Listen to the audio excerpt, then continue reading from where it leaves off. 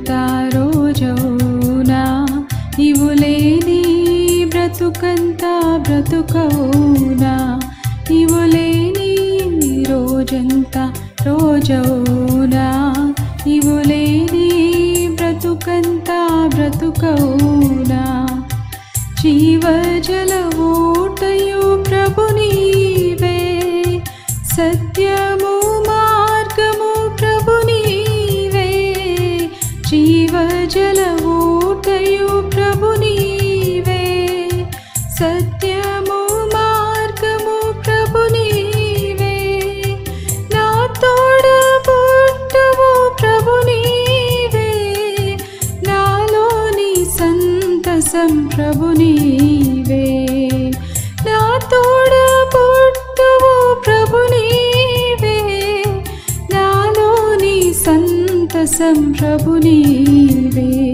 నీవు లేని రోజంతా రోజవునా నీవు లేని బ్రతుకంతా బ్రతుకవునా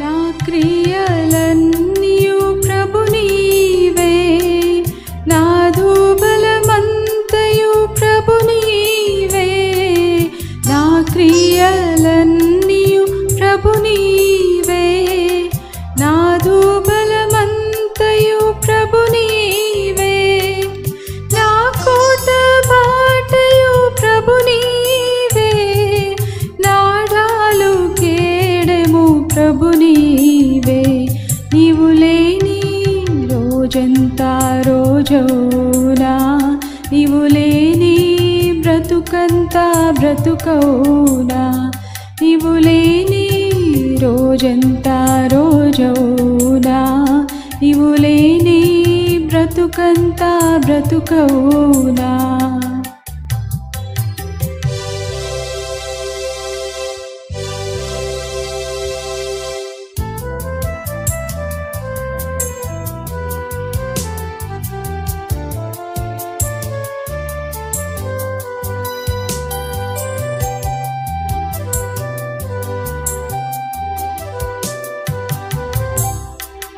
నా తలంపులన్నీయు ప్రభు నీవే నా భాష మాటయు ప్రభు నీవే నా తలంపులన్నీయు ప్రభు నీవే నా భాష మాటయు ప్రభు నీవే నాదు విమోచన ప్రభు నీవే నా పునరుద్ధానము ప్రభు నీవే నీవు లేని రోజంతా రోజవునా నీవు లేని బ్రతుకంతా బ్రతుకవునా నీవు లేని రోజంతా రోజవునా నీవు లేని బ్రతుకంతా బ్రతుకవునా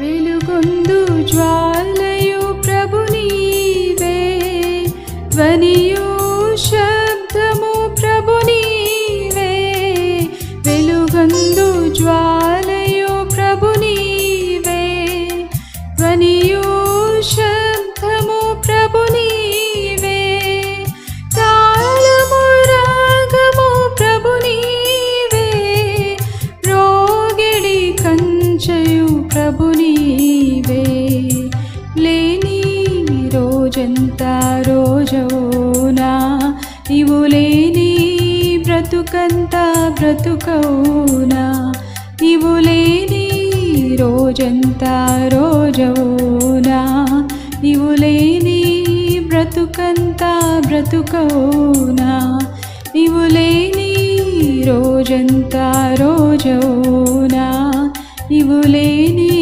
బ్రతుకంతా బ్రతుకవునా. నిజంగా దైవజనులు మరి వేదనాయకమయ్య గారు గత 40 సంవత్సరాలుగా మన సహవాసంతో ఒక ఆత్మ సంబంధమైన ఒక అనుబంధాన్ని కలిగి ఉన్నారు. తెలుగు రాష్ట్రాలను మాత్రమే కాకుండా దేశ విదేశాల్లో ఎంతో గొప్పగా వాడబడుతున్నారు. మరి రత్నజయ్ గారి కాలంలో మన మందిరంలో 40 రోజుల పాటు ఇక్కడే ఉండి ప్రొజెక్టర్ ద్వారా ఈ మన పరిసర ప్రాంతాలన్నీ తిరిగి అనేక ప్రాంతాల్లో మరి ప్రభువును గూర్చి మరి అనేక రైతులుగా సువార్త ప్రకటించి మరి దేవుని యొక్క పరిచర్య మీద ఉన్న భారంతో మరి మన సహవాసంతో అనుబంధంతో ఎన్నో సువార్త కార్యక్రమాలు నిర్వహించారు. మరి ఈ సంవత్సరం మనతో కలిసి ప్రభు యొక్క లేఖనాలు మనకి అందించడానికి మరి ప్రభు ఏర్పాటు చేసిన ప్రతి కృపను బట్టి మనందరం కూడా ఎంతగానో ధనిలో మనందరం కూడా ప్రభుకి స్తోత్రం తెలియజేద్దాం. హల్లెలూయా, హల్లెలూయా. కాబట్టి ఈరోజు దైవజనులు మళ్ళీ మన ఈ సందేశం తర్వాత బెంగళూరు ప్రయాణం కావాల్సి ఉంది. ఉదయం రేపు ఆరాధనకి అందుకోవాల్సి ఉంది. ఇంత ప్రయాసలు కూర్చి మరి ఆ సందేశాన్ని మనకి ఇస్తున్నారు. ఎందుకు ఈ విషయాన్ని గుర్తు చేస్తున్నానంటే మరి ఇంత ప్రయాస దేనికోసం అంటే మనందరం ఆత్మీయంగా బలపడాలి.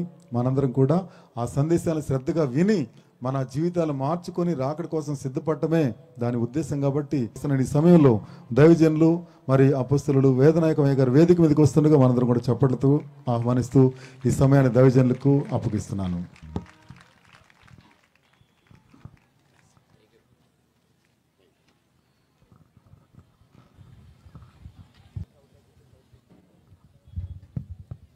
ఆశ్చర్యకరుడైన దేవాతి దేవునికి స్తుతి ఘనత మహిమ ప్రభావములు ఆరోపిస్తూ ఉంటున్నాను. దైవ సేవకులకు కూడి ఉన్న మీకు ప్రభు యొక్క నామములో వందనములు చెల్లిస్తున్నాను. పరిశుద్ధ గ్రంథం యోబు 14వ అధ్యాయం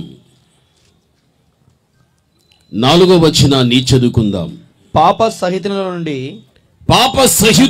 నుండి పాపరహితుడు పుట్టగలిగిన ఎంత మేలు. ఈ వాక్య భాగములో మనం చూడగలిగితే యోబు 14:4లో పాప సహితునిలో నుండి పాపరహితుడు పుట్టగలిగితే ఎంత మేలు అని మనకి ఇక్కడ వ్రాయబడి ఉన్నది. అసలుకు పాప సహితుడు అంటే ఏంటి? పాపరహితుడు అంటే ఏమిటి? పాప సహితుడు అనగా పాపము ఉన్నవాడు, పాపరహితుడు అనగా పాపము లేనివాడు.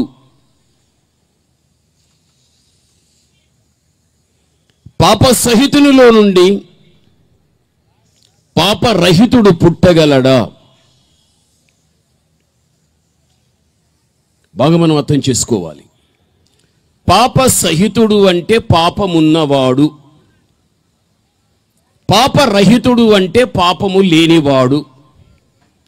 పాపమున్న వ్యక్తిలో నుండి పాపము లేనివాడు పుట్టగలుగుతాడా? గమనించాలి సేవకులు కూడా. పాపమున్న వ్యక్తిలో నుండి పాపము లేనివాడు పుట్టగలుగుతాడా? చివరి వరకు ఈ వాక్యాన్ని మీరు అర్థం చేసుకోవాలి.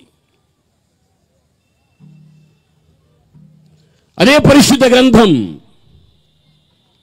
యోబు 15వ అధ్యాయం 14వ వచనాన్ని చదువుకుందాం. శుద్ధుడగటానికి నరుడు ఏపాటివాడు, నిర్దోషుడగటానికి స్త్రీకి పుట్టినవాడు ఏపాటివాడు అని యోబు 15వ అధ్యాయం 14లో మనకు కనిపిస్తూ ఉంటున్నది. శుద్ధుడగటానికి నరుడు ఏపాటివాడు?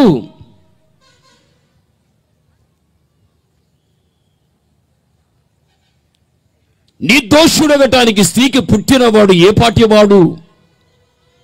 ఈ వాక్యమంతటిలో కూడా మనకు అర్థవంతమైనది ఏమిటి అంటే స్త్రీకి పుట్టినటువంటి వాడు శుద్ధుడు కాదు. ఈ వాక్యాన్ని బట్టి మూలవాక్యాన్ని మర్చిపోవద్దండి. చివరి వరకు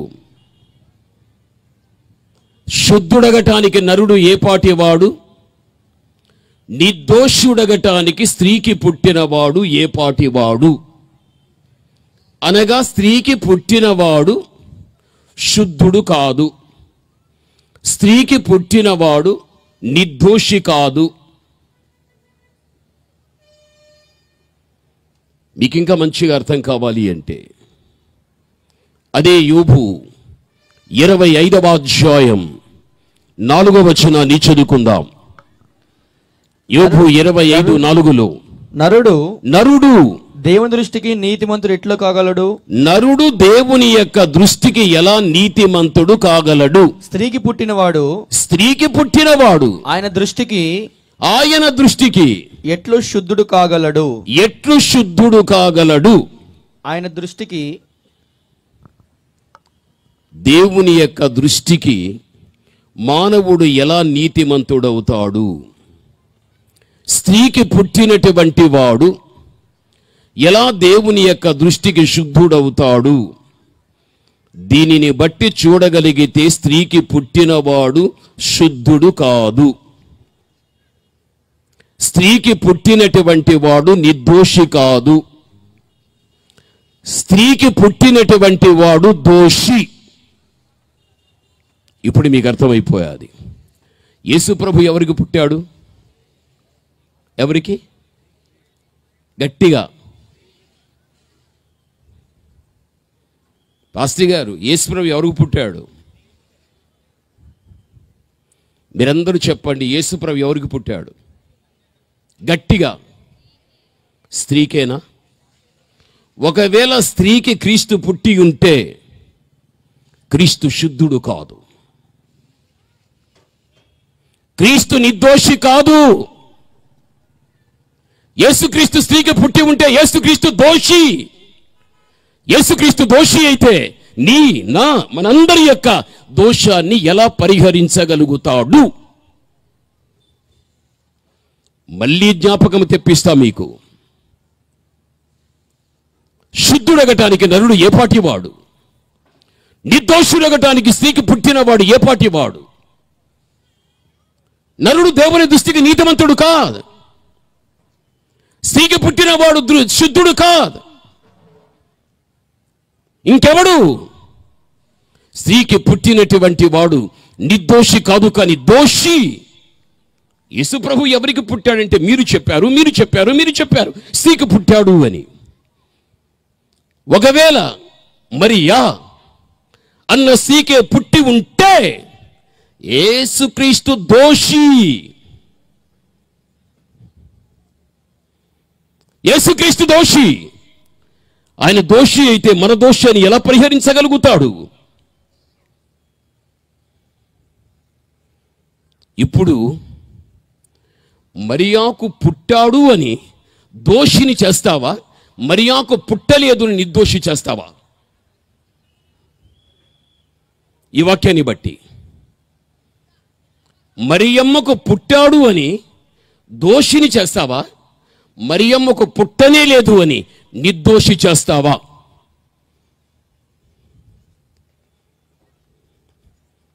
చెప్పాలి.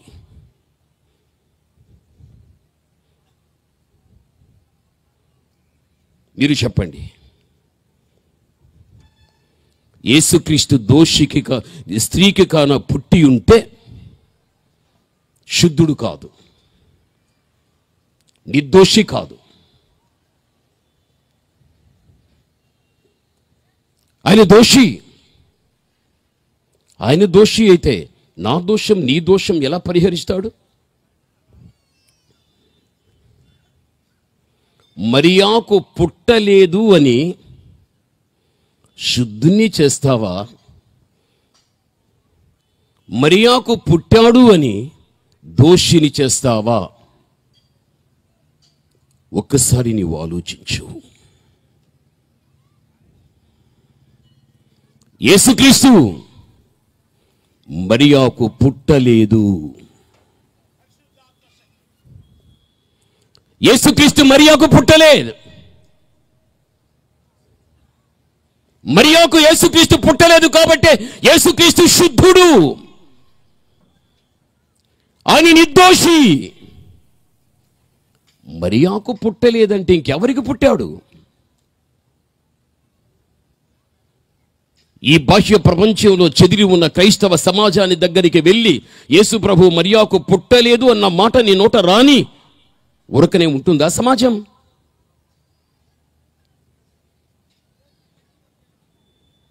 యేసుక్రీస్తు ప్రభు మరియాకు జన్మించలేదు అనే మాట నీ నోట వస్తే క్రైస్తవ సమాజం మౌనంగా ఉంటుందా?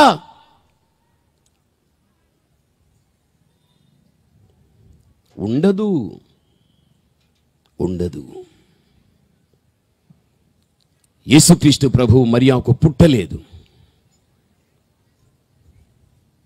ఇంకెవరికి పుట్టాడు?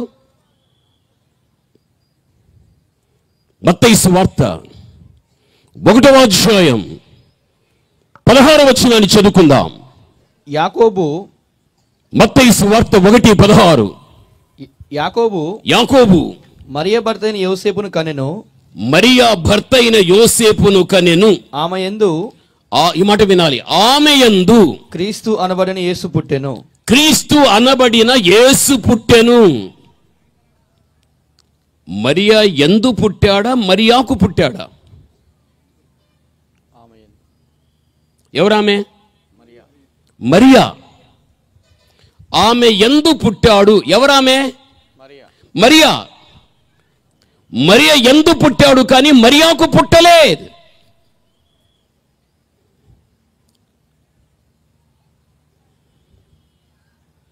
మీకు ఇంకా అర్థం కావాలా? గలతీ 4:4 చదువుకుందాం. గలతీ 4:4 చదువుకుందాం. బైబిల్ ఈ విధంగా చెబుతూ ఉంది, అయితే కాలము పరిపూర్ణమైనప్పుడు, దేవుడు తన కుమారుని పంపెను. ఆయన స్త్రీ యందు పుట్టి, చూడండి, మత్తయి 1:16లో మరియ యందు పుట్టెను, గలతీ 4:4లో స్త్రీ యందు పుట్టెను. మరియాకు పుట్టెను, స్త్రీకి పుట్టెను అని బైబిల్లో లే. మరియ యందు పుట్టాడు, స్త్రీ యందు పుట్టాడు. మరియ యందు పుట్టాడు, మరియాకు పుట్టాడు. ఏంటి దీని వ్యత్యాసం? ఏంటి దీని వ్యత్యాసం? మరియా యోసేపు యొక్క ప్రమేయము తీసుకుని యేసుక్రీస్తుని గర్భము ధరించి ఉంటే మరియాకు పుట్టెను అని చెప్పాలి. స్త్రీ పురుషుల సంపర్కముతో సంతానం ఉత్పత్తి అవుతూ ఉంది. మరియా ఇక్కడ యోసేపు యొక్క ప్రమేయము తీసుకుని యేసుక్రీస్తుని గర్భాన్ని ధరించి ఒకవేళ కని ఉంటే మరియాకు పుట్టెను అని మీరు చెప్పాలి, స్త్రీకి పుట్టెను అని మీరు చెప్పాలి. అది స్త్రీ పురుషుల సంపర్కముతో జన్మించిన విధానం. అందుకే మరియాకు పుట్టెను, స్త్రీకి పుట్టెను. బైబిల్ అలా చెప్పలే. మరియ యందు పుట్టెను, స్త్రీ యందు పుట్టెను. ఎక్కడ కానీ మరియమ్మ యోసేపు యొక్క ప్రమేయము తీసుకోలేదు. అయినా క్రీస్తుని గర్భం ధరించింది, క్రీస్తుని కన్నది. ఎలా గర్భం ధరించింది? ఎలా గర్భం ధరించింది? హెబ్రీయులకు రాసిన పత్రిక 10వ అధ్యాయం 5వ వచనాన్ని చదువుకుందాం. హెబ్రీ 10:5 చదువుకుందాం. కాబట్టి ఆయన ఈ లోకమందు ప్రవేశించున్నప్పుడు, చూడండి, కాబట్టి ఆయన ఈ లోకమందు ప్రవేశించినప్పుడు ఇలాగున చెప్పుచున్నాడు, బలియు అర్పణయు నీవు కోరలేదు గాని, నాకొక శరీరమును అమర్చితివి. యేసుక్రీస్తు ప్రభుల వారు లోకములోనికి ప్రవేశించటానికి ముందుగానే యేసుక్రీస్తు ప్రభు యొక్క శరీరాన్ని మరియా గర్భములోనే యేసు ప్రభుల వారు మరియ గర్భములోని అమర్చబడ్డాడు అని హెబ్రీ 10:5 మనకు స్పష్టంగా రాయబడి ఉన్నది. ఏ తండ్రి అయిన దేవుని ద్వారా ఏ కుమారుడైన యేసుక్రీస్తు లోకానికి పంపబడ్డాడో ఆ యేసుక్రీస్తు ప్రభువుని మరియా గర్భములోనే దేవుడు ఏం చేశాడు? అమర్చాడు.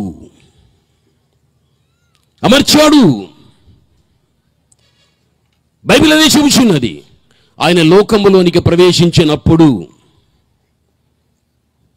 మరియా గర్భములో యేసుక్రీస్తు ప్రభుల వారు దేవుడు అమర్చేశాడు. బైబిల్ చెబుతూ ఉంటున్నది. ఆ విధముగా అమర్చబడినటువంటి యేసుక్రీస్తు ప్రభువు మరియ యందు జన్మించాడు. స్త్రీ యందు జన్మించగలిగాడు. మరియాకు పుట్టలేదు అనే మాట ఎప్పుడు చెప్పవచ్చు తెలుసా?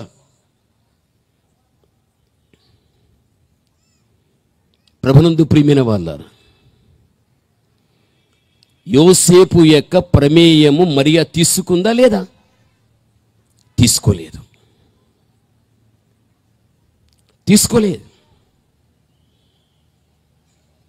దేవుడే క్రీస్తు శరీరాన్ని ఆమె గర్భములు అమర్చేశాడు కాబట్టి ఆమె యందు జన్మించెను. ఆమెకు జన్మించెను, స్త్రీకి జన్మించెను అంటే యోసేపు ప్రమేయము తీసుకొని యేసుక్రీస్తుని గర్భము ధరించి కని ఉంటే ఎవరికి పుట్టెను? మరియాకు పుట్టెను, స్త్రీకి పుట్టెను. అప్పుడు చెప్పవచ్చు. దీన్ని బట్టి చూడగలిగితే మరియాకు పుట్టలేదు, స్త్రీకి పుట్టలేదు, ఆమె యందు పుట్టగలిగాడు. ఎలా పుట్టాడు? దేవుడే క్రీస్తుని ఆమె గర్భములో అమర్చేశాడు. ఆ విధముగా ఆమె యందు పుట్టగలిగాడు. ఇది నీకింతవరకు అర్థమయ్యాది. సరే,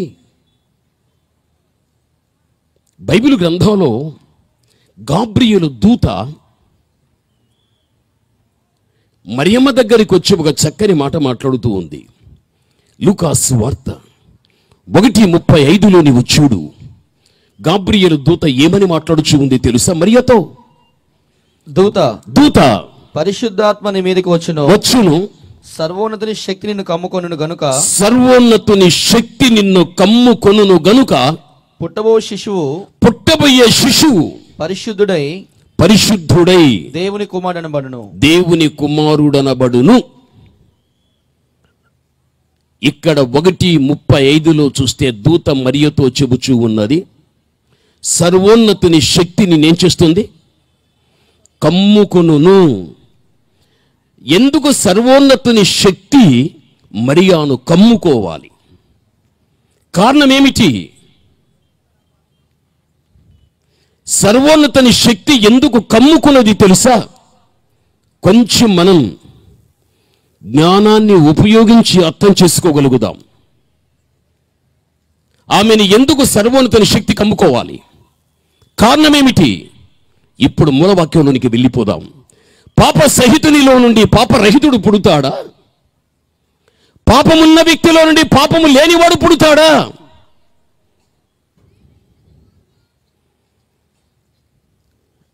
గమనించాలి.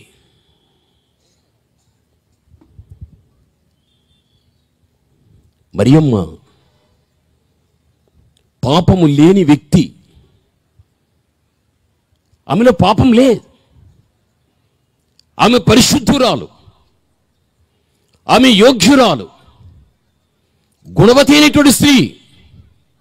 ఆమె జీవించిన కాలములో ఆమెకు సాటి అయినటువంటి పరిశుద్ధత కలిగిన వ్యక్తులు లేరు. పరిశుద్ధతలో ఆమెకు ఆమె సాటి. ఆమె జీవితంలో పరిశుద్ధురాలే, ఆమె జీవితంలో పాపం లేదు. అందుకే పాప సహితునిలో నుండి పాపరహితుడు పుడతాడా? పాపమున్న వ్యక్తిలో నుండి పాపము లేనివాడు పుడతాడా? జన్మ పాపము కలిగి ఉన్న మరియలో నుండి పాపము లేని యేసు పుట్టాడని దాని అర్థం.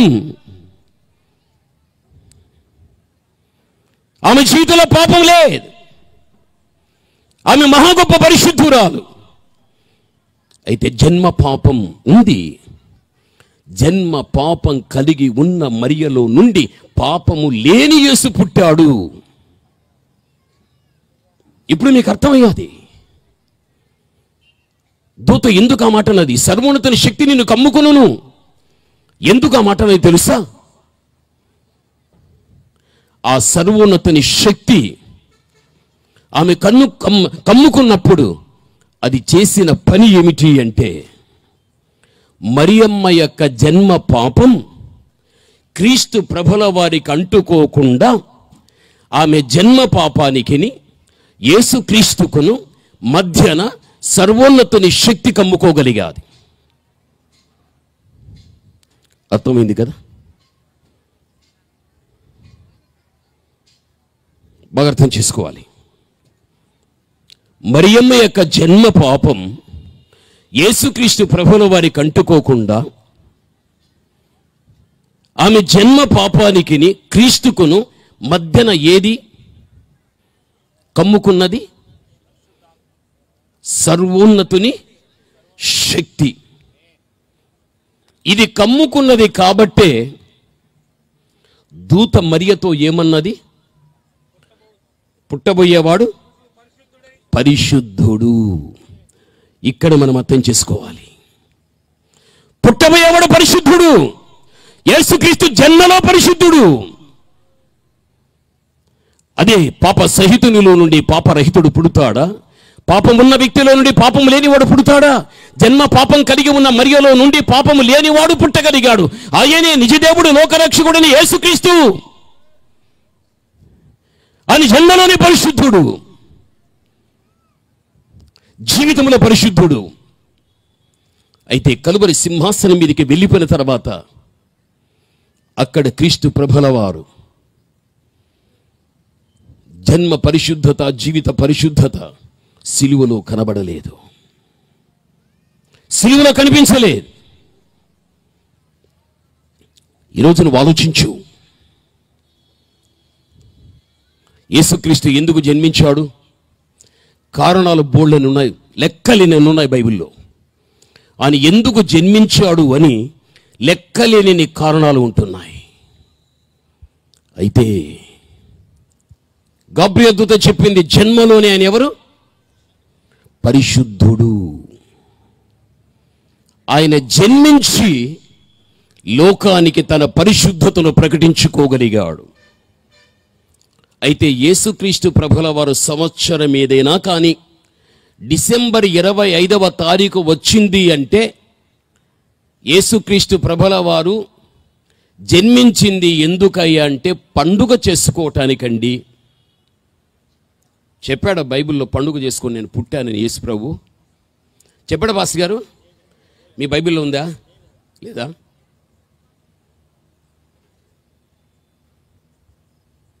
నేను పుట్టాని పండుగ చేసుకోండి అని ప్రభు చెప్పాడా? చెప్పలా. ఈ రోజుల్లో ఎక్కడో చూచిన క్రీస్తు పుట్టాడు. పండుగలు, వేడుకలు, సంబరాలు, డ్యాన్సులు, డెకరేషన్లు, స్టార్లు, తాగడం, ఆడడం, పాడడం, చెప్తూ వెళ్తే ఎన్నో ఉంటాయి. దానికి పుట్టాడా యేసు ప్రభు? నువ్వు నిజమైన క్రైస్తవురాలవైతే, నువ్వు నిజమైన క్రైస్తవుడైతే యేసుక్రీస్తు జన్మించి తన పరిశుద్ధతను లోకానికి ప్రకటించుకోగలిగాడు. ఆయన జన్మదినాన్ని పండుగగా ఆచరించుచున్న నీకు బుద్ధి రావటానికి వాక్యం చెబుచూ ఉన్నది. పుట్టబోయేవాడు పరిశుద్ధుడు. యేసుక్రీస్తు పుట్టి లోకానికి తన పరిశుద్ధతను ప్రకటించుకున్నాడే.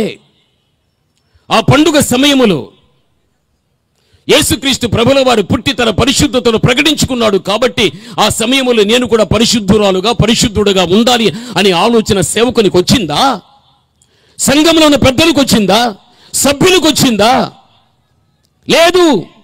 లోకములో ఉండే చెత్తను తెచ్చి పండుగ రోజున కలిపి కల్మషముతో కూడిన కార్యాలు చేస్తూ, ఆచారాలతో పరిగెడుతూ, సంప్రదాయాలతో సాగిపోతూ, దేవునికి అసహ్యకరమైన కార్యాలు చేస్తూ దేవాతి దేవునికి అవమానాన్ని తెచ్చిపెట్టే కార్యాలు క్రైస్తవ సమాజంలో ఎన్ని చెయ్యలే. డాన్సులా, బుద్ధి లేని గాడుదలు. బాంబేకి నన్ను పిలిచారు. కారుణ్య ఇన్స్టిట్యూట్ ఉంది, దినకర్ గారు అప్పట్లో తీశారు. అక్కడ పెద్దది, అక్కడ నా మీటింగ్ పెట్టారు. సపోజ్ క్రిస్మస్ అని. బాంబేలో ఉండే తెలుగు సంఘాలు చాలా ఉన్నాయి. అందరూ కూడా ఆ సపోజ్ క్రిస్మస్ జరిగేటప్పుడు అందరూ కూడా యవ్వన స్త్రీలను యవ్వన పురుషులను అందరిని తీసుకొని వచ్చేసారు. ఆయా చర్చికి సంబంధించిన వ్యక్తులకు కొంత సమయాన్ని ఇచ్చారు వారు స్టేజ్ మీద డ్యాన్స్ వేయటానికి. నన్నేమో స్టేజ్ దగ్గర కూర్చోబెట్టేశారు. నేను కిందనే కూర్చున్నా. ఆడవాళ్ళు ఒక పక్క, మగవాళ్ళు ఒక పక్క. ఒంటి మీద ఓనీ లేదు, జీన్స్ ప్యాంట్లు, టీషర్ట్లు. టీషర్టు ఇక్కడ, జీన్స్ ప్యాంట్ ఇక్కడ, మధ్యన నగ్నం, ఓనీ లేదు. ఇంకా ట్రాక్ మీద సినిమా ట్రాక్, డ్యాన్స్. ఆ ట్రాక్ వేసిన తర్వాత వెళ్ళి స్టెప్పులు వేయడం, కులకడం, మెలికలు తిరగడం. ఈ పక్క 10 మంది, ఆ పక్క 10 మంది. వాళ్ళ కన్య వాళ్ళ అమ్మ నాన్న వచ్చి వీడియోలు తీస్తున్నారు. సిగ్గులేని తల్లిదండ్రులు వాళ్ళు, సిగ్గులేని తల్లిదండ్రులు వాళ్ళు. వీరెప్పుడు రా దిగుతారు, నేను ఎప్పుడు రా ఎక్కుదామని అనుకుంటున్నా నేను. ఆ బ్యాచ్ పోయింది, ఇంకొక బ్యాచ్ వచ్చింది. సేమ్ టైం, సేమ్ అంతే.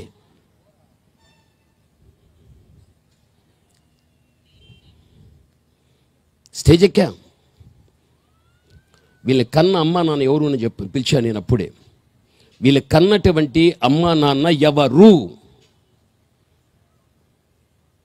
కోపంతో ఒక్కడు చెయ్యెత్తల. రమ్మని పిలిచినా రాలేదు. సిగ్గు లేదు మీకు, సిగ్గులే. యవ్వన ప్రాయములో ఉన్న వ్యక్తులు ఆ డ్యాన్సులు వేస్తూ ఉంటే ఇలా కూర్చున్న వ్యక్తుల ఆలోచనలు ఎంత చెడ్డయితాయి తెలుసా?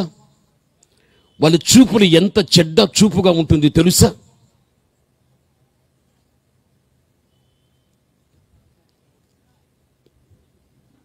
ఈ రోజుల్లో చూడు, తెలంగాణ కానీ ఆంధ్ర కానీ ఇండియాలో ఉండే రాష్ట్రాలు కానీ మీరు చూడండి, డిసెంబర్ 1వ తారీఖు వచ్చిన తర్వాత డ్యాన్సులు. నేను చాలామందిని మందలిస్తే ఏమంటారో తెలుసా? దావీదు డ్యాన్స్ వేయలేదా? అరే బుద్ధి లేని గాడిదా, దావీదు డ్యాన్స్ వేరు. దావీదు డ్యాన్స్ గురించి చెప్పాలి అంటే ఇంకో గంట కావాలి. బైబిల్ ఏమంటుంది? పాస్టర్లు మీకు తెలుసు, అల్లరితో కూడిన ఆటపాట. మన తల్లి తండ్రి, వారికి ముందు తల్లిదండ్రులు ఏమనేవాళ్ళు తెలుసా? ఆటకెళ్ళుదామా అనేవాళ్ళు. ఇప్పుడైతే సినిమా ఒక గ్రాంధికమైన పదం వచ్చింది. ఆ రోజుల్లో అయితే కానీ ఆటకెళ్ళుదామా అనేవాళ్ళు. అల్లరితో కూడిన ఆటపాట. వాళ్ళు ఎగురుతూ ఉంటే, విజల్లు కొడుతూ ఉంటే, ఎందుకురా పరిస్థితి అండి? యేసు పుట్టాడు అంటే వీడు యేసు ప్రభులో పుట్టింది వాడు డ్యాన్స్ చేయటానిక?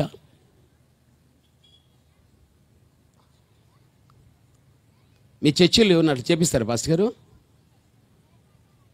మీ చర్చిలు చేపిస్తారు పాస్టర్ గారు? లేదు కదా. మీరు మీ చర్చిలు డ్యాన్స్ చేపిస్తారా? ఒక్కరే చెవి ఊపుతా ఉన్నారు. వేస్తున్నారా? వేయద్దు, తప్పు. ఇవంతా నామకార్థ క్రైస్తవులు వేసేవాళ్ళు. ఆ పాస్టర్కు బుద్ధి లేదు, సంఘ పెద్దలకు బుద్ధి లేదు, ఎగిరే వాళ్ళకి అసలే బుద్ధి లేదు, వాని కన్న తల్లి తనకి అసలే బుద్ధి లేదు. మరియా పుట్టబోయేవాడు పరిశుద్ధుడు, జన్మలో యేసుక్రీస్తు పరిశుద్ధుడు. ఆయన జన్మించి లోకానికి తన పరిశుద్ధతను ప్రకటించుకోగలిగాడు.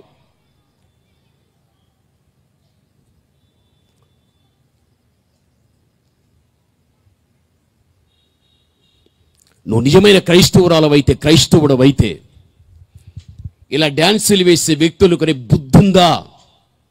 బుద్ధుందా గాడిదాను. క్రైస్తవ సమాజం ఎటుపోతుందో ఎవరికి తెలియలేదు. తప్పు చేస్తున్నారు. సినిమాలో చూడడం, సీరియల్లో చూడడం, హీరో ఎలా ఎగురుతాడో, హీరోయిన్ ఎలా ఎగురుతుందో అవి నేర్చుకోవడం. వాళ్ళకి మళ్ళీ అభ్యాసం చేసే గాడిదకు బుద్ధి లేదు. సినిమాలో చూస్తాడు, ఇవన్నీ అక్కడేస్తాడు. నువ్వు మంచి తల్లివైతే, మంచి తండ్రివైతే అలాంటి వారిని చెంపల మీద కొట్టి, క్రీస్తు పుట్టింది తన పరిశుద్ధతను లోకానికి ప్రకటించుకోవటానికి. కారణాలు ఎన్నో ఉన్నాయి. అందులో ఒక్క కారణం, పుట్టబోయేవాడు పరిశుద్ధుడు. జన్మించి తన పరిశుద్ధతను ప్రకటించుకోగలిగాడు. అంటే దీన్ని బట్టి చూడగలిగితే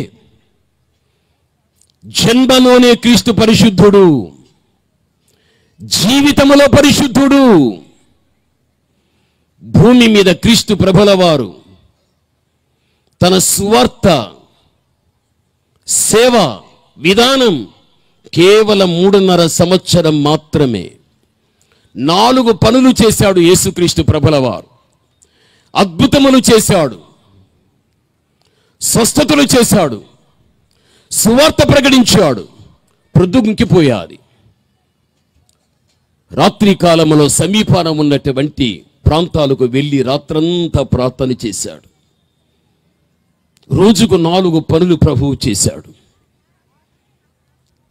ఆనాటి కాలమందు యేసు చేసే అద్భుతాలు, యేసుక్రీస్తు చేసే స్వస్థతలు, యేసుక్రీస్తు అందించేటువంటి సందేశాలు అనేక మంది వ్యక్తులు విని ప్రభువుతో వెళ్ళిపోయాడు. అనేక మంది చెదిరిపోయిన వారందరినీ దేవుడు ఆకర్షించుకున్నాడు. పరిశీలు ఏమన్నారు తెలుసా? లోకము క్రీస్తుతో కూడా వెళ్ళనే అన్నారా లేదా? అన్నారు.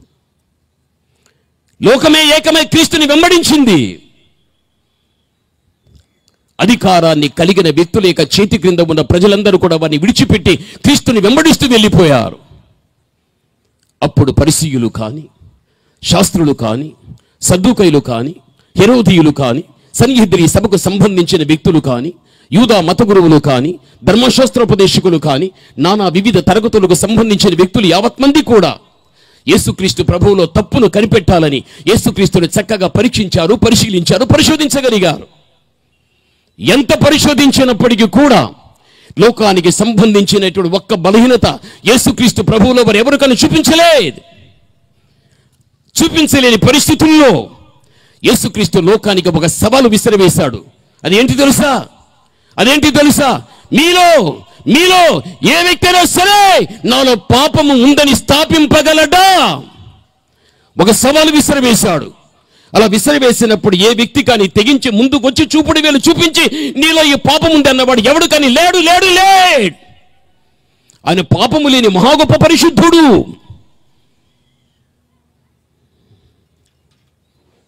నీవైన కుమార్తెవు, నీవైన కుమారుడవు.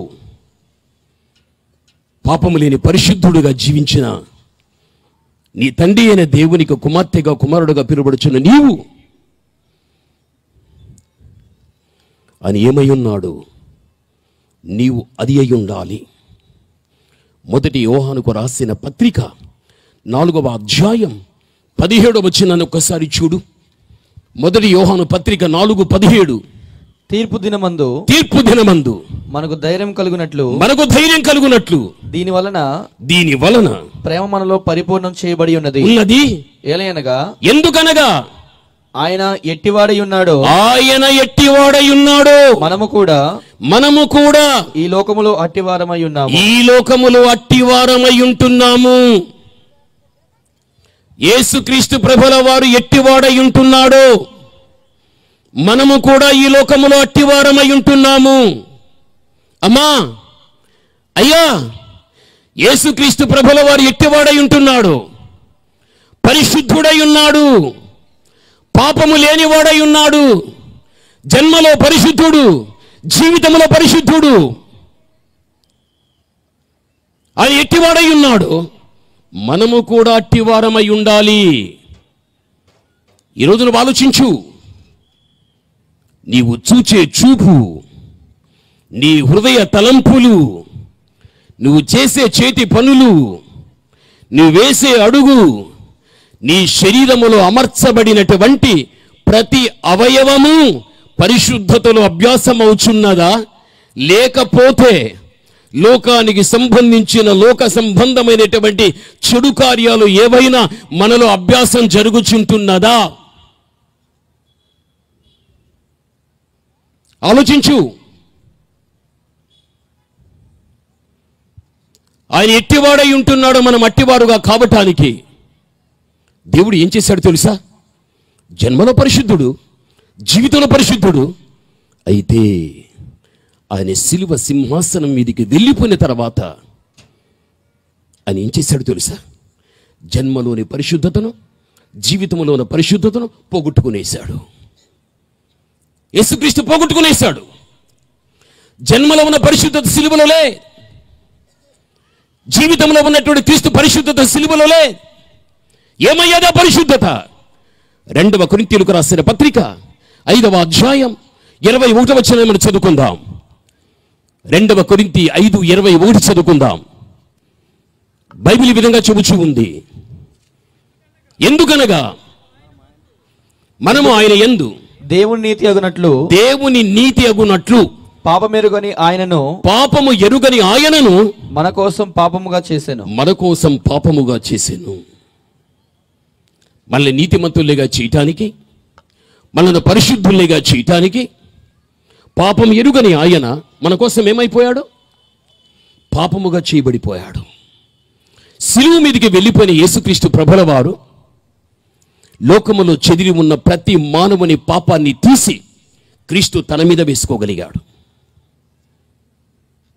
పాపం ఎరుగని ఆయన,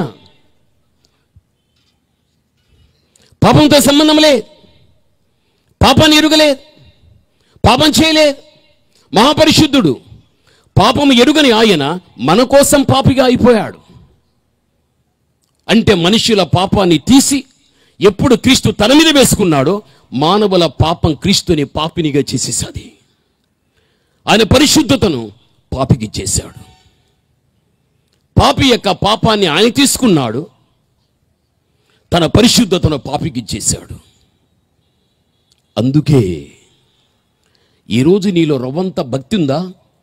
అమ్మా, నీలో రవంత మంచితనం ఉందా? అది నిన్ను బట్టి రాలేదు, అది నిన్ను బట్టి రాలేదు ఆ భక్తి. ఈరోజు నాలో రవంత మంచిందంటే నన్ను బట్టి రాలేదు, అది నన్ను బట్టి రాలా. ఈరోజు నీలో మంచి ఉంది అంటే, నువ్వు మంచిదానివి, మంచివాడవని ఎవరైనా నీ గురించి పొగడగలిగితే అది నిన్ను బట్టి రాలేదు. నీ పాపాన్ని క్రీస్తు తీసుకున్నాడు, ఆయన మంచి నీకు ఇచ్చేశాడు. బైబిల్ అదే చెబుతూ ఉంటున్నది. పాపం ఎరుగని ఆయన మన కోసం పాపి అయిపోయాడు, మనల్ని పరిశుద్ధుల్ని చేయటానికి. ఎప్పుడైనా, ఎన్నడైనా, ఎక్కడైనా, ఎవరి మధ్యైనా ఇటువంటి వాక్యాన్ని జ్ఞాపకం తెచ్చుకుని, అమ్మా నన్ను బట్టి కాదు తల్లి, అయ్యా నన్ను బట్టి కాదయ్యా, ఆయన ఇచ్చిన శుద్ధతే నా పాపాన్ని తీసుకున్నాడు, ఆయన పాపి అయిపోయాడు, ఆయన పరిశుద్ధత నాకు ఇచ్చాడు. ఎప్పుడైనా నువ్వు ఆలోచించావా? సిలువ మీద క్రీస్తు ప్రభుల వారు మన కోసం ప్రాణము త్యాగం చేయడమే కాదు, ఆయన పరిశుద్ధతను కూడా త్యాగం చేసేసాడు. మన పాపాన్ని క్రీస్తు భరించగలిగాడు. ఎంత త్యాగశీలి కదా, ఎంత త్యాగశీలి కదా. మనుషుల పట్ల దేవునికున్న ప్రేమ, అనురాగం, వాత్సల్యత ఎంత గొప్పదో ఒకసారి నువ్వు ఆలోచించు. ప్రభునందు ప్రియమైనటువంటి వాళ్ళారా, బైబిల్ అంతా మనం చూస్తూ వస్తే దేవునికి ఇష్టమైంది ఏది అంటే పరిశుద్ధత. పరిశుద్ధత. 430 సంవత్సరములు ఐగుప్తి దాస్యములో ఇశ్రాయేలు ఉండిపోయారు. దేవుడు వారిని మోషే ఆధ్వర్యములో బయటికి తీసుకుని వచ్చేశాడు. ఆ ఇజ్రాయెల్ ప్రజలకు దేవుడు తను పరిచయం చేసుకున్నాడు. ఏమని చేసుకున్నాడు తెలుసా? నేను పరిశుద్ధుడును కాబట్టి మీరు కూడా ఏమయ్యుండుడి? పరిశుద్ధులయ్యుండుడి. ఈరోజు ఆయన సన్నిధి వాక్య ప్రత్యక్షతను అనుభవిస్తున్న నీ వ్యక్తిగత ఆత్మీయ జీవితంలో దేవుడు కోరుకున్నంత శుద్ధత మనకుందా? నేను నిన్న చెప్పాను, ఒక స్త్రీ ఒక పురుషుణ్ణి చూసేటప్పుడు, ఒక పురుషుడు ఒక స్త్రీని చూచేటప్పుడు చెడ్డ చూపుందా, మంచి చూపుందా? ఒక స్త్రీని గురించి ఒక పురుషుడు ఆలోచించేటప్పుడు, ఒక పురుషుడు ఒక స్త్రీని గురించి, ఒక స్త్రీ ఒక పురుషుని గురించి ఆలోచించేటప్పుడు మంచి ఆలోచనలు ఉన్నాయా, లేక పాపపు ఆలోచనలు, పాప తలంపులు ఉంటున్నాయా? దయచేసి ఈ సమయంలో నువ్వు ఆలోచించు. నీకంటూ ఒక మనసాక్షి ఉంది, అది నీకు చెప్పేస్తుంది నీవు ఇటువంటి దానివి కాదా, నీవు ఇటువంటి వాడివి కాదా? నిజముగా నీ మనస్సాక్షి చెప్పినప్పుడు నిజమే. దైవ సేవకుని మూలమున దేవుడు తెలియపరిచే ప్రతి వాక్యం నా వ్యక్తిగత జీవితానికి సంబంధించినది. నిజముగా దేవుడు కోరుకున్నంత శుద్ధత నాలో లేదు. నా జీవితంలో ఇంకా చెడు ఉంది, పాపం ఉంది, లోపం ఉంది, అపవిత్రత ఉంది, ఏదో ఒక బలహీనత ఉందని నీకు తెలిసి వచ్చినప్పుడు నీ మోకాళ్ళు నేల మీద వేసి దేవుని దగ్గర పశ్చాత్తాపపడాలి. చెప్పుకో, ఒప్పుకో, కప్పుకోవద్దు. జీవితము కంపు పట్టిపోతుంది. ఎంతమంది ఈ రోజున చెప్పుకోక, ఒప్పుకోక, కప్పుకొని కంపు కొట్టిన జీవితం జీవిస్తూ ఉన్నారు. అది అవసరమా? అది అవసరమా?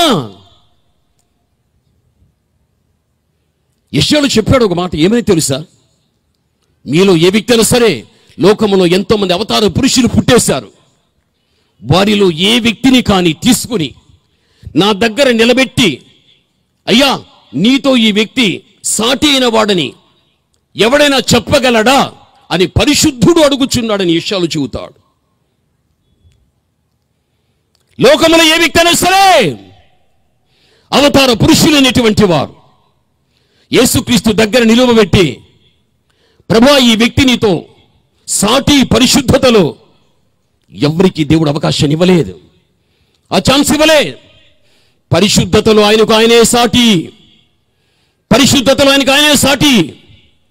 ఈరోజు నీ కుటుంబపు యొక్క వ్యవస్థలో కానీ, నీ వ్యక్తిగత జీవితంలో కానీ, నీ సంఘ వ్యవస్థలో కానీ దేవుడు కోరుకున్నంత పరిశుద్ధత ఉందా? పరిశుద్ధత ఉందా? పరిశుద్ధత లేకపోతే నీవెవరు? పరిశుద్ధత లేకపోతే నీ కుటుంబం ఏమిటి? నీ సంఘం ఏమిటి? పరిశుద్ధత లేకపోతే యేసు నీతో లేడు, నీ ఇంట్లో లేడు, నీ సంఘములో లేడు. బైబిల్ ఆ విధంగా చెబుతూ ఉందా? పరమగీతం 7వ అధ్యాయం 4వ వచన భాగంలో చూడగలిగితే, పరమగీతం 7:4 నీ కందరం దంతగోపుర రూపం, నీ నేత్రములు జనపూర్ణమైన యెష్బోను పట్టణమునున్న 2 తడాకములతో సమానమని పరమగీతం 7:4 చెప్పబడుచు ఉంటున్నది. ఇక్కడ నీ కందరం దంతగోపుర రూపం. ఏంటి దీని అర్థం? నాయనరా నువ్వు రా, నాయన బాబు రా, నువ్వే, నువ్వు కదా పాస్టర్ గారు, నువ్వు కాదు బాబు, ఇక్కడే బాబు. నీ కందరం దంతగోపుర రూపం. ఏంటి ఈ కందరం? దంతగోపుర రూపం.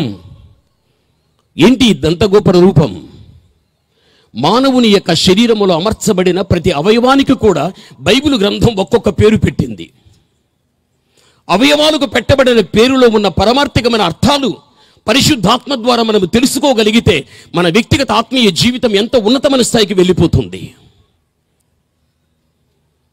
ఈ వెంట్రుకలు కాకపక్షము వలె కృష్ణవర్ణములు, ఈ శిరస్సు కర్మేలు పర్వతం, ఈ చెక్కిళ్ళు పరిమళ పుష్ప స్థానములు, ఈ నేత్రములు తటాకములు, ఈ నాసిక దమస్కు, ఈ పెదవులు పద్మములు, ఈ గాత్రం పద్మాలంకృత గోధుమ రాశి, ఈ మెడ కందరం, ఈ చేతులు రత్నభూషితమైన స్వర్ణ గోళములు, ఈ సర్వ శరీరానికి మధ్య ఉన్న బొడ్డు భాగం నాభి దేశం, ఈ తొడ భాగానికి ఊరువులు, ఈ కాళ్లకు చలువరాతి స్తంభములు, ఇవన్నీ కూడా పరిశుద్ధ గ్రంథములో మానవ శరీరములు అమర్చబడిన ప్రతి అవయవానికి కూడా పెట్టబడిన పేర్లు అవి. ఒక్కొక్క పేరులో ఉన్నటువంటి అర్థాన్ని తెలుసుకుంటే ఆత్మీయ జీవితంలో నువ్వు ఎంత ముందుకు వెళ్ళిపోతావు తెలుసా? బైబిల్ ఎప్పుడు కానీ లోతైనది. ఇది యేసుక్రీస్తు బోధ చేశాడు. వెంటనే పేతురు దోణి ఎక్కాడు. పేతురుతో ఏమన్నాడు తెలుసా? దోణెను లోతుకు నడిపించు. బోధ దోణి ఎక్కడం, లోతుకు నడిపించు అని చెప్పడం. క్రైస్తవ జీవితం దరిలోని ఉంది, కానీ లోతుకు వెళ్ళలేదు.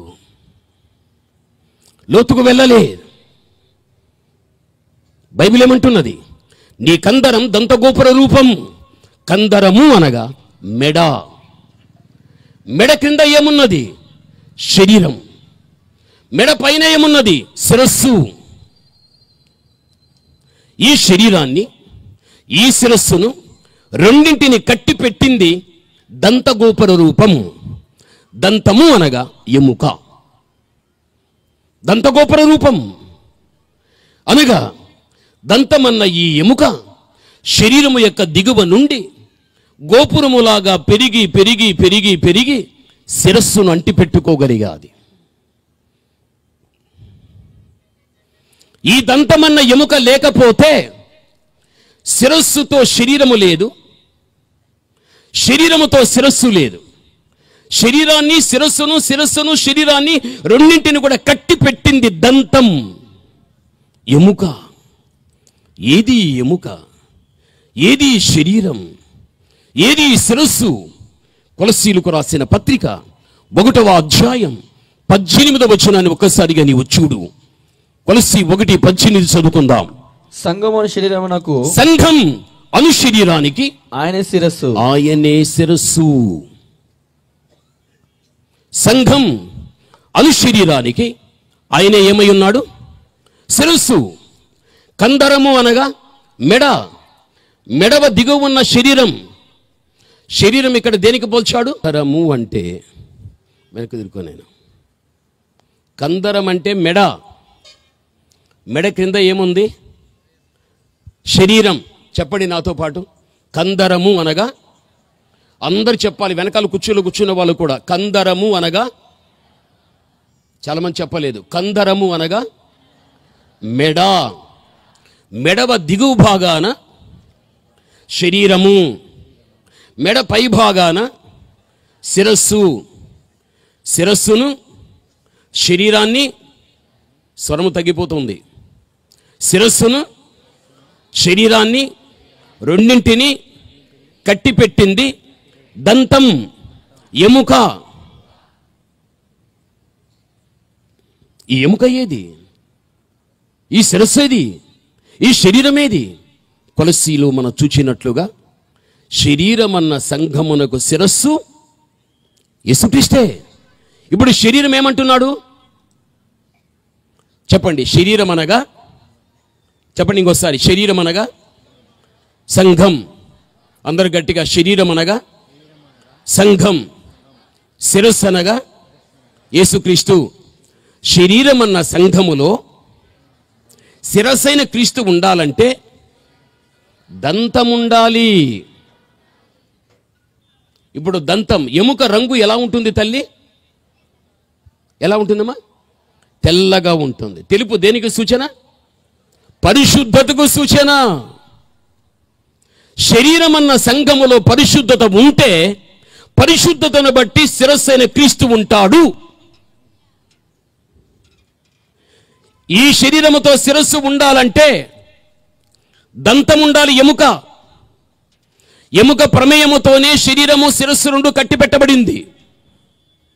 శరీరాన్ని శరీరంగా, శిరస్సును శిరస్సుగా, దంతాన్ని దంతంగా అర్థం చేసుకోవద్దు. శరీరం సంఘం, శిరస్సు యేసుక్రీస్తు. ఇక్కడ కనిపించే దంతమన్న ఎముక తెలుపు, తెలుపు దేనికి సూచన? పరిశుద్ధతకు. శరీరం అన్న సంఘములో పరిశుద్ధత ఉంటే పరిశుద్ధతను బట్టి శిరస్సు అనే క్రీస్తు సంఘముతో ఉంటాడు. బైబిల్ చెబుతుంది. నీ కందరం దంతగోపుర రూపం. అమ్మా, అయ్యా, నీలో పరిశుద్ధత ఉంటే యేసు నీతో ఉన్నట్లు. నీలో పరిశుద్ధత ఉంటే యేసు ఉన్నట్లు. నీ ఇంట్లో పరిశుద్ధత ఉంటే యేసు ఉన్నట్లు. నీ సంఘములో పరిశుద్ధత ఉంటే యేసు ఉన్నట్లు. ఒకవేళ నీలో పరిశుద్ధత లేకపోతే యేసు లేడు. నీ ఇంట్లో పరిశుద్ధత లేకపోతే యేసు లేడు. నీ సంఘములో పరిశుద్ధత లేకపోతే యేసు లేడు. యేసు లేకుండా బ్రతుకుచున్నావా? యేసు లేకుండా కుటుంబాన్ని నడిపించుకుంటున్నావా? యేసు లేకుండా సంఘ పరిచర్య జరిగించుకుంటున్నావా? ఆలోచించు. ఎంతమంది ఈరోజు యేసు లేకుండా బ్రతికే జీవితాలు, ఎన్ని కుటుంబాలు యేసు లేకుండా జీవించే జీవితాలు, ఎన్ని సంఘాలు యేసు లేకుండా జీవించేటువంటివి. కారణం ఏమిటి? పరిశుద్ధత లోపం. పరిశుద్ధత లోపం. బైబిల్ చెబుతుంది.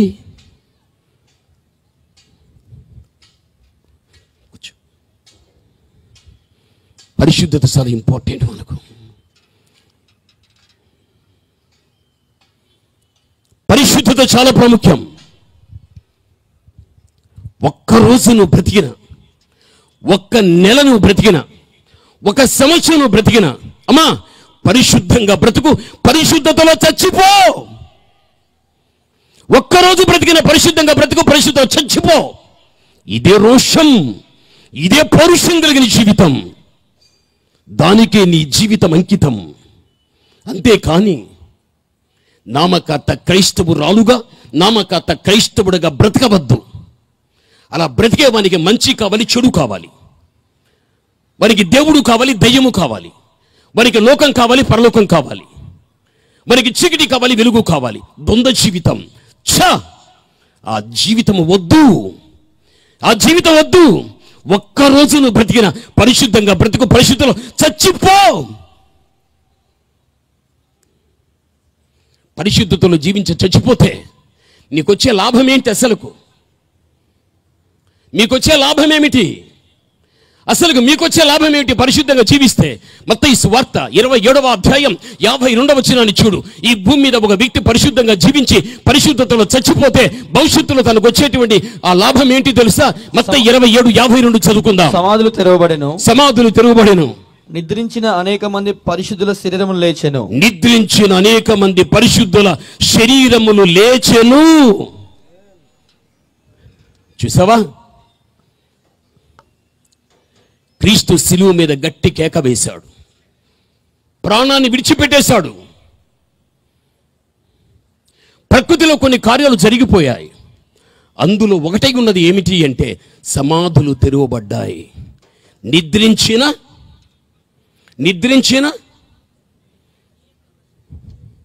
చదువు నాయన. నిద్రించిన అనేక మంది పరిశుద్ధుల శరీరములు లేచెను. నిద్రించిన అనేక మంది పరిశుద్ధుల శరీరము లేచెను. అమ్మా, అయ్యా, ఇది జీవితం కాదు.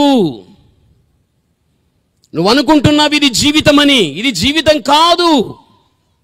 బ్రతికితే 70 ఏళ్ళు, బలముంటే 80 ఏళ్ళు. తర్వాత ఈ బాహ్య ప్రపంచంలో ఎవడైనా కానీ తన ప్రాణాన్ని గట్టిగా పట్టి పెట్టుకుని బ్రతికిన వాడు ఉన్నాడా? ఎవడు లేడు.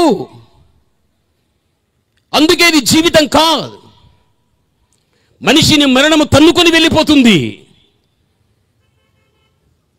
అందుకే పౌలు ఏమన్నాడు తెలుసా? మొట్టమొదటి కొరింథీయులకు రాసిన పత్రిక 1వ అధ్యాయం 20వ వచనాన్ని ఒక్కసారిగా నీవు చూడు.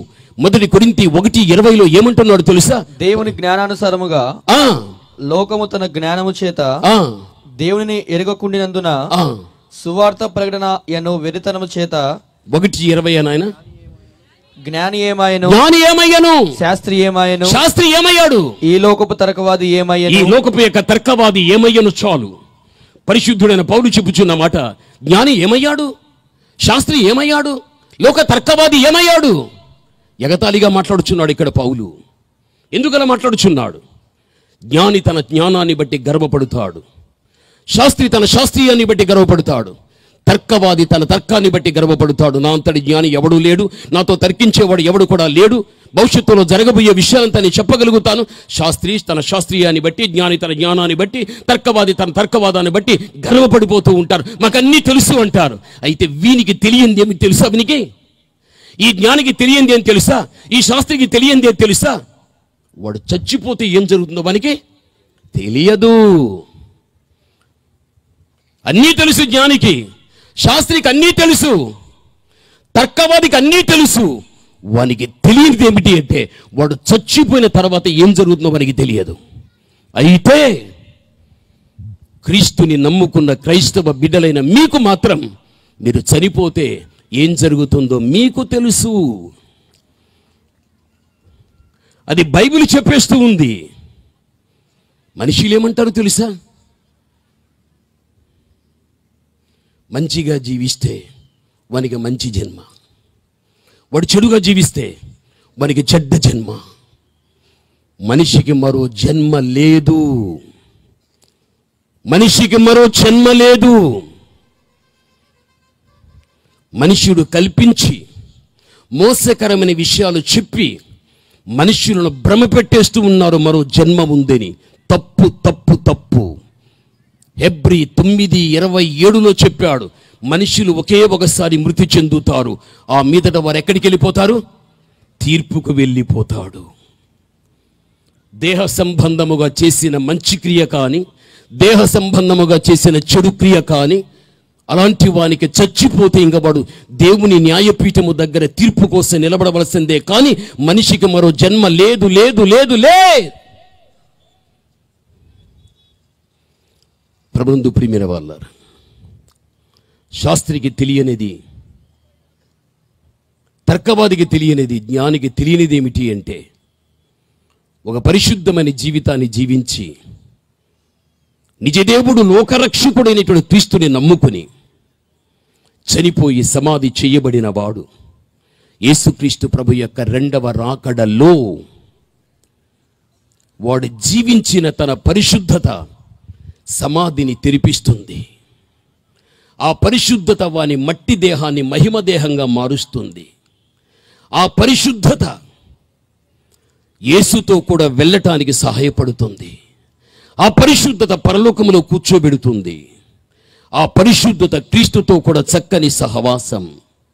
ఆ పరిశుద్ధత మరణము లేని ఒక నిత్య జీవాన్ని ఇస్తుంది. బైబిల్ చెబుతుంది, నీ శేష జీవితంలో నువ్వు పరిశుద్ధంగా జీవించగలిగితే, నువ్వు మరణించి సమాధికి వెళ్ళిపోయిన తర్వాత యేసుక్రీస్తు రెండవ రాకడలో నీ పరిశుద్ధత నిన్ను సమాధిలో ఉంచనివ్వదు. నీ పరిశుద్ధత సమాధిని తెరిపిస్తుంది. నిద్ర నుండి మేల్కుంటావు. మట్టి దేహం మహిమ దేహంగా మార్చబడిపోతుంది. యేసుతో కూడా పరలోకానికి వెళ్ళి మరణము లేని ఒక నిత్య జీవాన్ని నిత్యత్వంలోనూ పొందుకుంటావని బైబిల్ చెబుతూ ఉంది. ఇది భవిష్యత్తు ఆశీర్వాదం. భవిష్యత్తులో దేవుడు నీ కోసం సిద్ధపరిచినటువంటిది బైబిల్ చెబుతూ ఉంది. ఆలోచించు. నేను ప్రసంగం చేసినంత మాత్రాన పరలోకానికి వెళ్తానా? వెళ్ళను. పోనీ మీరు ప్రసంగాలు చేసినంత మాత్రం వెళ్తారా? పాటలు పాడినంత మాత్రం వెళ్తామా? ఇలా గంటల కొద్ది కూర్చొని వాక్యం వినంత మాత్రం వెళ్ళిపోతామా? అబ్బే వెళ్ళం. దేవుడు కోరుకున్నంత శుద్ధత నాకు ఉండాలి. దేవుడు కోరుకున్నంత శుద్ధత మీకుండాలి, మీ అందరికీ ఉండాలి. ఎప్పుడైతే ఆ శుద్ధత అనేది మనకు ఉండడం జరుగుతుందో అప్పుడే పరలోక రాజ్యాన్ని నీవు స్వతంత్రించుకోవటానికి అవకాశం అనేది కలుగుతుంది.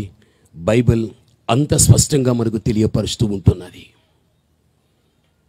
పాప సహితునిలో నుండి పాపరహితుడు పుడుతాడా? పాపమున్న వ్యక్తిలో నుండి పాపము లేనివాడు పుడుతాడా? జన్మ పాపం కలిగి ఉన్న మరియలో నుండి పాపము లేని యేసు పుట్టాడు. అందుకే బైబిల్ చెబుతుంది, క్రీస్తు ప్రభు జన్మలోనే ఏమైనా వాడు పరిశుద్ధుడు, జీవితంలో ఏమైనా వాడు పరిశుద్ధుడు. శిలువ మీదికి వెళ్ళిపోయిన తర్వాత ఆ పరిశుద్ధతను దేవుడు పోగొట్టుకుని మనకిచ్చి మన పాపాన్ని క్రీస్తు తన మీద వేసుకోగలిగి మనల్ని పరిశుద్ధులుగా చేయటానికి పాపం ఎరుగని ఆయన మన కోసం ఏమైపోయాడు? పాపి అయిపోయాడు. ఎంత త్యాగం కదా! ప్రాణముతో పాటు ఒక పరిశుద్ధమైనటువంటి పరిస్థితిని దేవుడు మనకు తెచ్చి పెట్టగలిగాడంటే ఎప్పుడైనా ఎన్నడైనా అని చేసిన త్యాగాలు నువ్వు అర్థం చేసుకోగలిగావా? ఎందుకు అంటే ఆ పరిశుద్ధత నీ మరణము తర్వాత నిన్ను నిత్యత్వంలోనికి నడిపిస్తుందన్న విషయం మరిచిపోవద్దు. ఆ పరిశుద్ధత నిన్ను సమాధిలో ఉండనివ్వదు. దేవునికున్న మహిమకు ఒక సమమైనటువంటి మహిమను నువ్వు ధరించుకుని ప్రభువుతో నీతో ప్రభువు నివాసం చేసేటువంటి పరమందుకు మీరు వెళ్ళిపోవడం అన్నది జరగగలుగుతుంది. ఆలోచించు. మళ్ళీ చెబుతున్నా, దేవుడు మన నుండి కోరుకునేంత శుద్ధత మనలో ఉందా? ఒక్కసారి మనం ఆలోచిద్దాం. పరిశుద్ధత ఉంటే యేసు నీతో ఉన్నట్లు. ఆయన ఉంటే నీకు భయం లేదు. పరిశుద్ధత నీలో ఉంటే నువ్వెప్పుడైనా చనిపో. ఒకవేళ నీ బ్రతికిన కాలంలో యేసు వచ్చాడు అనుకో, ఆ పరిశుద్ధతే నేను తీసుకెళ్ళిపోతుంది. అందుకే ఇది జీవితం కాదు, మరణము తర్వాత వచ్చేది జీవితం. మరణం పరలోకానికి ఒక ద్వారం. మరణం పరలోకానికి ఒక ద్వారము లాంటిది. కాబట్టి దేవుని బిడలైన మన జీవితంలో ఒక తెల్లని వస్త్రాలు ఇంటి దగ్గర వేసుకుని నువ్వు వేసుకున్న తెల్లని వస్త్రాలు చూచినప్పుడు ఏదైనా ఒక నల్ల మరక మచ్చ ఉంటే నువ్వు ఒప్పుకోవు. నేను ధరించుకున్న ఈ వస్త్రం అంతంత తెల్లగా ఉందే, ఈ నల్లటి కర్ర మచ్చపడి ఉందే, మనసాక్షి ఒప్పుకోదు.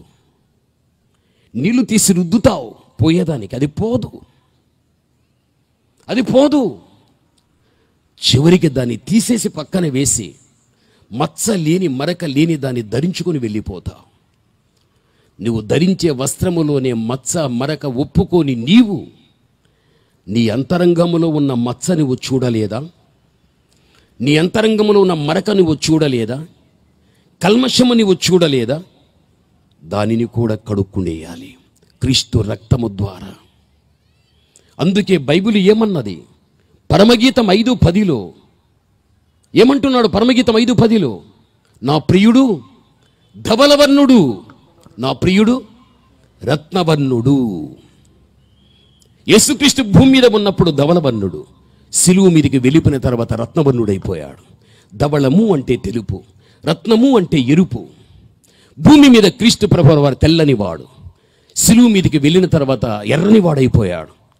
అందుకే నా ప్రియుడు ధవలవర్ణుడు రత్నవర్ణుడు. మళ్ళీ చెబుతా, ధవలమనగా తెలిపే, తెలుపు పరిశుద్ధతకు సూచన. భూమి మీద ఉన్నంతకాలం పరిశుద్ధుడైపోయాడు, సిలువ మీదకి వెళ్ళిన తర్వాత రత్నవర్ణుడైపోయాడు. రత్నమనగా ఎరుపు. క్రీస్తు ప్రభుల వారి శరీరం మీద రేపబడిన గాయాలలో నుండి వచ్చిన రక్తం యేసుక్రీస్తు దేహాన్ని తడిపేసింది. ఏ క్రీస్తు రక్తం ఏ క్రీస్తు దేహాన్ని తడిపివేసిందో అక్కడ రత్నవర్ణుడైపోయాడు. రత్నము అనగా ఎరుపు, ఎర్రని వాడైపోయాడు. ఆయన ప్రోక్షించిన రక్తం మానవ శరీర ఆత్మల కంటుకున్న మాలిన్యాన్ని కడిగి మనిషిని శుద్ధిని చేస్తుంది. ఒక్క క్రీస్తు రక్తం ఒకటే మానవుని పాపాన్ని కడిగి మనిషిని శుద్ధి చేసేది. యేసు రక్తం ఒక్కటే ఒక్కటే ఒక్కటే ఒక్కటే ఒక్కటే. ఎవడు ఒప్పుకొని ఎవడు ఒప్పుకోకపోని ఆ రక్తము క్రిందికి నీవు వచ్చేసావు, నీ మీద ప్రోక్షించబడగలిగాది. అందుకే శుద్ధులయ్యా, కాపాడుకుందాం, కొనసాగించుకుందాం, ఆయన పిలుపును అందుకొని వెళ్ళిపోదాం. అప్పుడు ఆయన మనల్ని చూసినప్పుడు ఆయన పరిశుద్ధత మనలో కనిపిస్తుంది. ఆయన మనల్ని చూసినప్పుడు ఆయన పరిశుద్ధత మనలో కనిపిస్తుంది. అప్పుడు దేవుడు నీతో, ఆయనతో నీవు నిత్య నివాసివై యుగ యుగాంతం వరకు కూడా నువ్వు సాగిపోతావు. దానియేలు ఏమన్నాడు తెలుసా? చివరిగా ఒక్క మాట, దానియేలు 7వ అధ్యాయం 18వ వచనాన్ని నీవు చూడు.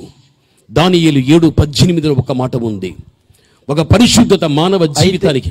అయితే మహోన్నతుని పరిశుద్ధులే రాజ్యాధికారం రాజ్యాధికారాన్ని నొందుదురు. వారు యుగ యుగములు యుగాంతం వరకు రాజ్యమేలుదురు. మహోన్నతుని యొక్క పరిశుద్ధులే రాజ్యాధికారం నొందుదురు. అంటే ఈ పరిశుద్ధ గ్రంథం 66 పుస్తకాలు, ఆదికాండము నుంచి ప్రకటన గ్రంథం వరకు కూడా ఇది 7 యుగాలతో గుప్తమై ఉన్నది. ఒక యుగం నిష్కల్మష యుగం, 2వ యుగం మనస్సాక్షి యుగం, 3వ యుగం మానవాభరణ యుగం, 4వ యుగం వాగ్దాన యుగం, 5వ యుగం ధర్మశాస్త్ర యుగం, 6వ యుగం కృపాయుగం, 7వ యుగం నీతి యుగం. 5 యుగాలు గతించిపోయాయి. ఇప్పుడు జరుగుచున్న యుగమే కృపాయుగం. ఈ కృపాయుగములోనే క్రీస్తు రావాలి. ప్రపంచములో చెదిరి ఉన్న పరిశుద్ధులందరినీ కూడా తీసుకుని వెళ్ళిపోవాలి. అక్కడే 7 ఏళ్ళు పరిశుద్ధులు దేవునితో కూడా విందు. 7 సంవత్సరముల తదనంతరం క్రీస్తు ప్రభుల వారు తన పరిశుద్ధుల పరివారముతో ప్రపంచానికి నట్టి నడిబొడ్డున సింహాసనం వేసుకుని ఆయన 1000 ఏళ్ళు పరిపాలించగలుగుతాడు. అదే నీతి యుగం. 1000 ఏళ్ల పరిపాలనా కాలములో దానియేలు చెప్పినట్లుగా మహోన్నతుని యొక్క పరిశుద్ధులే రాజ్యాధికారాన్ని పొందుకొని యుగ యుగాలు కూడా వారు ఏలుతారు. ఒక పరిశుద్ధమైన జీవితం నీలో ఉంటే 1000 ఏళ్ల పరిపాలనా కాలములో దేవుడు నీకు అధికారాన్ని ఇచ్చి మిగిలి ఉన్న వ్యక్తులందరినీ పరిపాలించే అధికారం పరిశుద్ధులకు దేవుడు ఇస్తాడని బైబిల్ చెబుతుంది.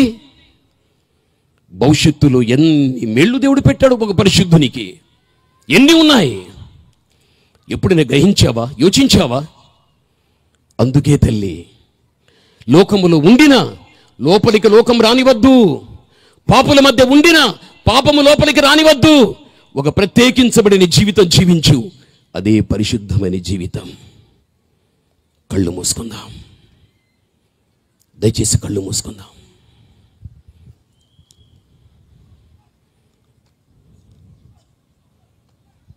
దయచేసి కళ్ళు మూసుకుందాం. ఎవరు లేవద్దు. దయచేసి కూర్చున్నాం. ఒక్కరు కూడా లేవద్దు. మోకరించడానికి అవకాశం ఉంటే మోకాళ్ళ మీద నిలబడు. నీవెవరివైనా సరే దేవుని దగ్గర, దేవుని వాక్యం దగ్గర నీవు తగ్గించుకుని మోకాళ్ళ మీద నిలిచి ప్రార్థన చేయి. దేవా, జన్మలో పరిశుద్ధుడు, జీవితంలో కూడా పరిశుద్ధుడే. అయితే సిలువలో నా పాపాన్ని నీవు తీసుకుని నీ పరిశుద్ధత నాకు ఇచ్చేశావు. ఎందుకంటే మీరు ఎట్టివారై ఉన్నారు, నేను అట్టివానిగా కావాలి, అట్టిదానిగా కావాలి. ఆ పరిశుద్ధత ఉంటే నాకు ఒక పునరుత్థానం ఉంది. పరిశుద్ధత ఉంటే పరలోకపు రాజ్యంలో నీతో ఉంటా. పరిశుద్ధత ఉంటే 1000 ఏళ్ల పరిపాలనలో రాజ్యాధికారాన్ని నాకు ఇస్తావు, నేను పాలిస్తా. పరిశుద్ధతను బట్టి భవిష్యత్తులో వచ్చే మేళ్ళు అన్ని ఉన్నాయి, ఎన్నో. అమ్మా అయ్యా, దయచేసి ఎక్కడైనా ఒకవేళ నీలో పరిశుద్ధతకు భిన్నమైనటువంటి లోపం, ఒక చెడు ఉంటే ఒప్పుకుంటావా తల్లి? నువ్వు మంచిదానివి తల్లి. అమ్మా, నువ్వు మంచిదానివి. అయ్యా, నువ్వు మంచివాడవయ్యా. యవనస్తుడా, నువ్వు మంచివాడివి. యవనస్త్రీ, నువ్వు మంచిదానివి. ఏదైనా మనలో పరిశుద్ధతకు భిన్నమైన ఒక లోపం ఉంటే, చెడు ఉంటే, అమ్మా ఈరోజు ఒప్పేసుకో తల్లి. దేవుడు క్షమించేస్తాడుమా.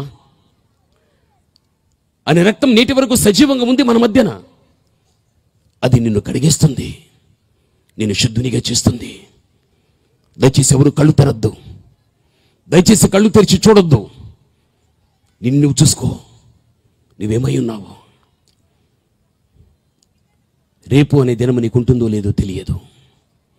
ఒకవేళ రేపే చనిపోవచ్చు. మీ పెదవులు ఇప్పుతారా? చిన్న ప్రార్థన చేస్తారా? ఒక్కటే, దేవా నీవు కోరుకున్నంత శుద్ధత నాకు ఈ ప్రభువా. అమ్మా, నీ స్వరం వినబడని నీవు కోరుకున్నంత శుద్ధత నాకు ఈ ప్రభువా. నీవు ఒక్కసారి మన 2 చేతులు పైకెత్తుదామా? అందరూ, ఎవ్వరు కూడా చెయ్యి ఎత్తకుండా ఉండవద్దు. నీవు చేతులు ఎత్తుట దేవుని సహాయాన్ని కోరుట. నీవు చెయ్యి చాస్తే, ప్రభువా బలహీనమైన నా చేతిని బలమైన నీ యొక్క చెయ్యిని పెట్టి పట్టుకుని నన్ను నడిపించు తండ్రి. నన్ను లేపు, నన్ను నిలుపు, నన్ను నడిపించు యేసయ్యా. నీ పరిశుద్ధతలో నన్ను నడిపించు తండ్రి. నా చెయ్యిని పట్టుకుని నేను ఒక్కసారి అడుగు తల్లి. అయ్యా ఒక్కసారి అడుగయ్యా. మంచిగా ఉంటానని చెప్పుకుంటున్నావు, మళ్ళీ పడిపోతున్నావు. పొరపాట్లు ఒప్పుకుంటున్నావు, కొద్ది రోజులు మంచిగా ఉంటున్నావు, మళ్ళీ అదే పొరపాట్లో పడిపోతున్నావు. మళ్ళీ ఒప్పుకుంటున్నావు, మళ్ళీ క్షమాపణ కోరుతున్నావు, కొద్ది రోజులు మంచిగా ఉంటావు, మళ్ళీ పడిపోతూ ఉంటున్నావు. జీవితం అంతా ఇలాగే అయిపోతూ ఉంది. దయచేసి నా జీవితం ఆ విధంగా ఉండకుండా ప్రభువా ఎల్లప్పుడూ నీవు కోరుకునే శుద్ధతలో నడిపించు. దయచేసి నీ స్వరం వినబడని, ఈ ప్రాంగణంలో నీ స్వరం వినబడని మీరందరూ ఒకే ఒక మాట, యేసయ్యా నీవు కోరుకున్నద శుద్ధత నాకి ప్రభువా. నన్ను పరిశుద్ధతలోనికి నడిపించకుండా నన్ను అభ్యంతరపరిచేటువంటి బలహీనత నా నుంచి తీసేసేయి, నువ్వు తీసేసేయి. దేవుడు సాయం చేస్తాడు తల్లి, దేవుడు సాయం చేస్తాడు. దేవుడు నేను విడిచిపెట్టాడు. ఈ ప్రాంగణంలో ఎంతమంది బిడ్డలైతే ప్రార్థన చేస్తుంటున్నారో వారి ప్రార్థన దేవుడు ఆలకిస్తూ ఉంటున్నాడు. ఈ రాత్రి నిన్ను దేవుడు తన మేలుతో నిన్ను పంపించగలుగుతాడు. ఒక శుద్ధత కలిగిన జీవితంతో దేవుడు నిన్ను నడిపించగలుగుతాడు. గ్లోరీ, హల్లెలూయా, హల్లెలూయా, హల్లెలూయా. మహోన్నతుడైన మా తండ్రి, పరిశుద్ధుడైన మా యేసయ్య, ఘనమైన బలమైన మీ నామమునకు స్తోత్రములు. నాతో మాట్లాడారు, మీ బిడ్డలతో మాట్లాడారు. నాలో నుండి మీ బిడ్డలో నుంచి మీరు కోరుకోదగిన శుద్ధత కావాలి అని, ఆ శుద్ధత నా తండ్రి దయచేయి. పరిపూర్ణమైనటువంటి శుద్ధులుగా మమ్ము కానివ్వకుండా ఇంకా మాలో ఏదైనా అభ్యంతరం కలిగించేటువంటి బలహీనతలు ఉంటే యేసయ్యా దయచేసి తండ్రి వాటిని తొలగించండి. మీ ప్రమేయం మా మీద బలముగా ఉండని మా చెయ్యి పట్టుకుని నడిపించండి తండ్రి. మమ్మల్ని అందరినీ కూడా సంపూర్ణమైన పరిశుద్ధతలో నడిపించి, పరిశుద్ధతను బట్టి భవిష్యత్తులో వచ్చే ప్రతి ఆశీర్వాదాన్ని నిండుగా, మెండుగా, దండిగా మేము పొందుకోవటానికి కృపను మీరు చూపించమని మీ సేవకునిగా ప్రార్థిస్తున్నాను. దేవా, ఈ సమయమందు మీ ప్రియబిడ్డల మీద మీకున్న ప్రేమ కొలది మీరు అభిషేకించుకుని ఏర్పరుచుకున్నటువంటి మీ దైవ దాసులు తండ్రి నిలబడుచుండగా వారి నోట నుండి నీ వాక్యము ప్రవాహములాగా వెళ్ళి ప్రతి వ్యక్తిని తడిపి మీ ఎదుట నా తండ్రి మరి ప్రతి వ్యక్తి కూడా పరిశుద్ధత నుండి అతి పరిశుద్ధతలోనికి వెళ్ళటానికి శక్తివంతమైన సందేశాన్ని మీ దైవ సేవకుని ద్వారా మీరు అందించి ప్రతి బిడ్డను బలపరిచి మీరు పంపించమని యేసుక్రీస్తు ప్రశస్త నామమును బట్టి ప్రార్థన చేస్తున్నాము తండ్రి. ఆమేన్, ఆమేన్. ప్రభు యొక్క నామములో మీ అందరికీ కూడా వందనాలు చెల్లిస్తున్నాను. శుభవార్తలు ప్రతి మంగళవారం రాత్రి 9 గంటలకు వాక్యం వస్తుంది, వినండి. ప్రతి గురువారం సాయంకాలం 4 గంటలకు ఆరాధనలో వాక్యం వస్తుంది, వినండి. ఈ కడవరి రోజుల్లో మీరు ఎంత వాక్యాన్ని వింటే అంతగా మీరు దేవునిలో బలపడతారు. ఆ వాక్యము ద్వారా ఎంతో మీరు పరిపూర్ణమైనటువంటి శుద్ధతను పొందుకోవడం జరుగుతుంది. కాబట్టి దయచేసి టీవీ పరిచయం నుండి వచ్చేదాన్ని వినండి, బలపడండి. ఈ చక్కని అవకాశాన్ని ఇచ్చినటువంటి దైవదాసురాలకు నా ప్రత్యేకమైన అభివందనాలు చెల్లిస్తున్నాను. మీ అందరికీ కూడా మరొకసారి సేవకులు మీకు ప్రభునామములో వందనాలు చెల్లిస్తున్నాను.